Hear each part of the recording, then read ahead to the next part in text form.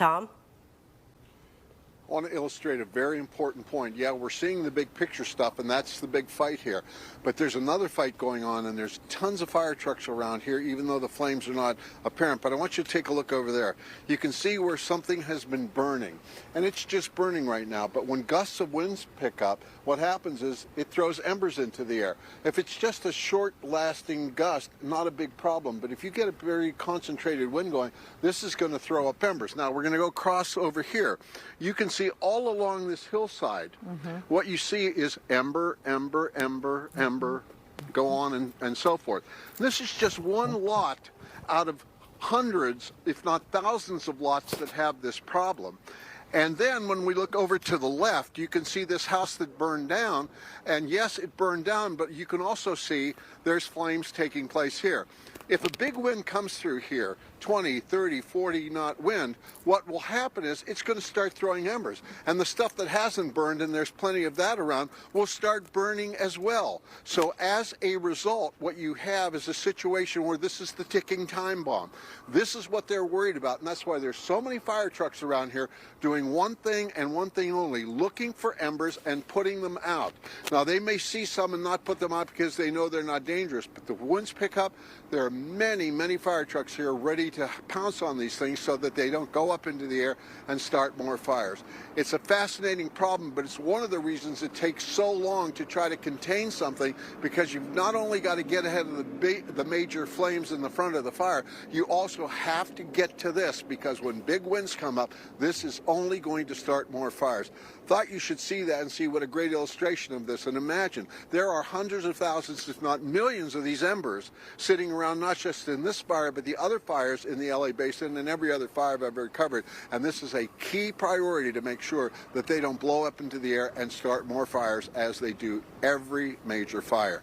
Tom Vacar, back to you. Hey, Tom, when you rolled into that neighborhood, I'm just curious, is that the entire neighborhood? Is it every home back to back to back destroyed?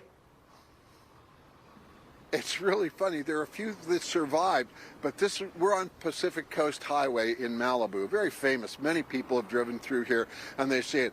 Much of the homes that are along on the beach side, I would say 75 to 85% are gone. I mean, flat, just burned up. Some are standing there severely damaged. I don't think any of them are untouched whatsoever. That's just on the highway. And remember, this is right next to the ocean. And most of those homes were destroyed not by the fire per se, but the embers that came down and lit them on fire. And the high winds that then not only lit them on fire, but then blowtorched them into a major flame. So that's just here. When you come down Sunset Boulevard, what you see is so many homes, not all of them, but so many homes that are destroyed. And then you have to consider the value of these homes. Now, in Paradise, there were 19,000 structures that were destroyed, and that was a big number. But imagine this, only 1,100 destroyed so far, but many of those 1,100 are multi-million-dollar properties, both private and business properties, not to mention all of the infrastructure in the area, the phone poles, the electrical lines, the cable lines, all that other infrastructure that has been destroyed that's going to have to be replaced. So the price of this will very likely could even go farther than the Paradise Fire did. Once again, a lesson. The final lesson is this one, and that is that this is probably going to change the face of insurance in California. The deal was made between the Commissioner of Insurance and the insurance companies to let them do certain things so that they would come back into the fold.